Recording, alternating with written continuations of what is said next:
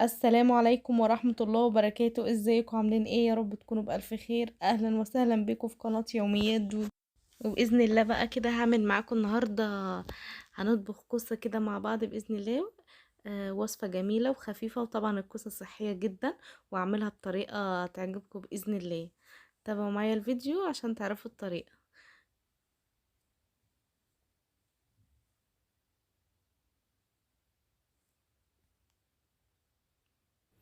وكده بقى يا حبايب قلبي، انا معايا مثلا تقريبا كده يعني نص كيلو من الكوسة. وزي ما انتوا شايفين كده بقى بقشرها بالطريقة دي بالسكينة، وبعد كده اغسلها كويس جدا واقطعها حلقات. زي ما انتوا شايفين كده، انا بحب اقطعها حلقات، اللي حابب يقطعها مكعبات صغيرة زي ما تحب. انا بحبها حلقات، والحجم بتاعها ولا رفيع قوي ولا سميك قوي وحلو. ودي الطماطم بتاعتي وفص ثوم ومكعب مرقة هفرمهم طبعا في الخلاط. انا معايا بقى الحله بتاعتي حاطه فيها معلقه سمنه كبيره، ومقطعه بصله صغيره. نزلت بقى دلوقتي في الحله، وهقلبها كده لحد ما تدبل بسيط خالص معايا، انا مش هخليها تحمر خالص. هديها بقى تقلبتين كده على النار لحد ما تدبل معايا. انا بعمل الكوسه على طول بالطريقه دي، بتطلع جميله جدا ومظبوطه. في الكوسه بالذات ما بحبش احمر لها البصل.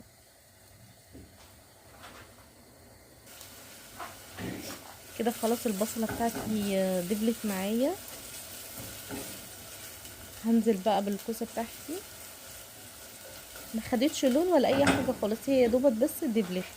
هنزل بقى بالكوسه،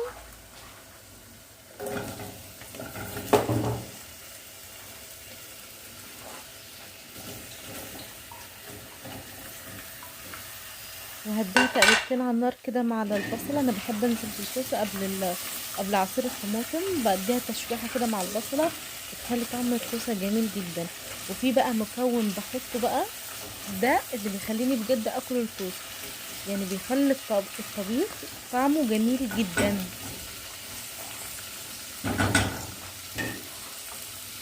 انا بقى معايا معلقتين من هو الفول المفصص اللي انتوا شايفينه ده، اللي احنا بنعمل بيه الطعميه. غسلاه كويس جدا. بحب احطه مع الكوسه، بيدي الطبيخ طعم جميل جدا، يعني انتي لو مش بتحبي تاكليها اصلا هتاكليها.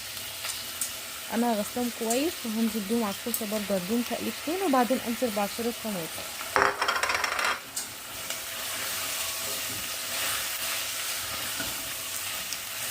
عايزه اقول لكم الخطوه دي حلوه جدا جدا. لما انت بتشوحي الكوسه مع البصله بتخلي طعم الطبيخ جميل جدا. كده بقى هنزل بعصير الطماطم بتاعتي، طبعا فرمه مع مكعب المرقه وفص ثوم واحد بس، يدي طعم بس كده آه حلو يعني. هديلهم تقلبتين كده بقى، وهسيبهم بقى يتسبكوا على النار كده مع نفسهم كلهم مع بعض.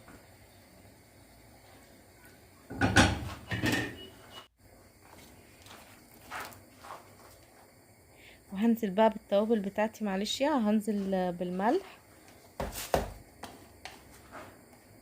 وهحط برضو معلقة من السبع بهارات، معلقة صغيرة. وبعدين هحط برضو معلقة صغيرة فلفل اسمر. وبعدين هحط رشة سكر بسيطة خالص، عشان بس الحموضة بتاعت الطماطم.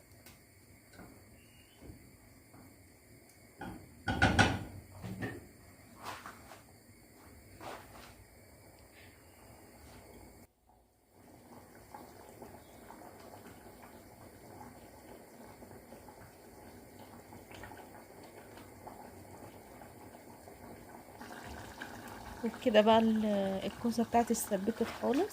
هزود لها بقى كوبايه ميه واحده كده، واسيبها بقى تستوي، تاخد غلوه بعد الميه اللي انا ضفتها دي. وبعد ما تاخد الغلوه اهدي عليها خالص واسيبها بقى تستوي كده مع نفسها.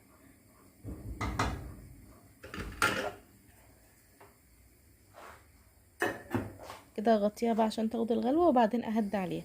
وهبدا معاكم بقى في الرز، هعمل معاكم رز حبايه وحبايه، طعمه جميل جدا وحلو، وهقول لكم ازاي يطلع معاكي مفلفل. انا حطيت معلقه سمنه، وممكن انتي تحطي معلقه سمنه على زيت زي ما تحبي. انا بحب السمنه تسخن قوي، وبعدين انزل بالرز عشان ما ياخدش معايا وقت في التحمير.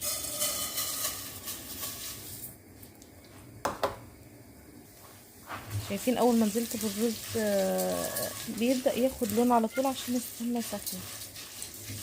طبعا بقى التقليب المستمر لحد ما ياخد معانا لون ذهبي حلو، وبعدين ننزل ببقية الكمية.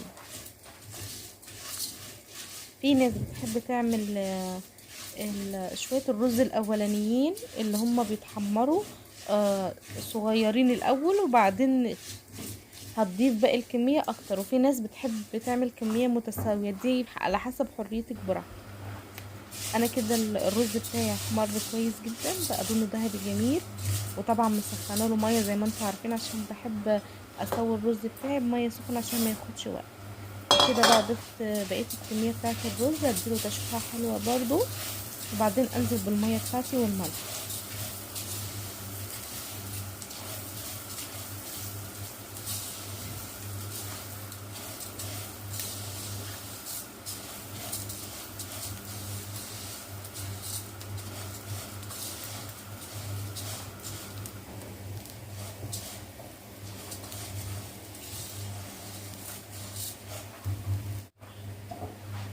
كده بقى هضيف الميه بتاعتي.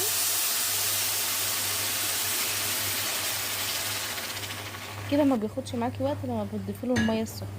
هياخد غلوه كده، وهدي عليه النار بقى شمعه، واسيبه يستوي مع نفسه، وما افتحش عليه خالص عشان يستوي كده مع البخار ويبقى مفلفل وجميل معاكي. وطبعا بتظبطي انتي ملحك بقى على حسب ما بتحبي.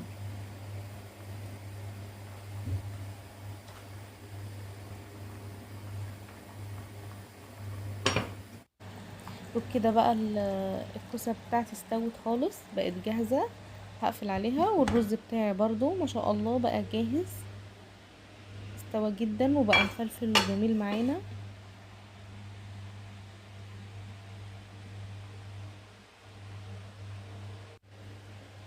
شايفين ما شاء الله مفلفل جدا وجميل، واللون بتاعه تحفة.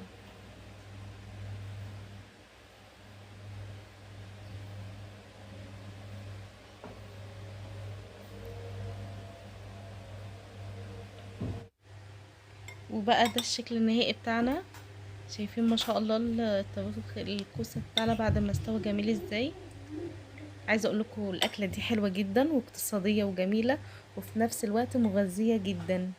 اكيد يعني كلنا عارفين فوائد الكوسة. وعايزة اقول لكم الطعم كان حاجة تانية خالص، جميلة جدا. شايفين ما شاء الله.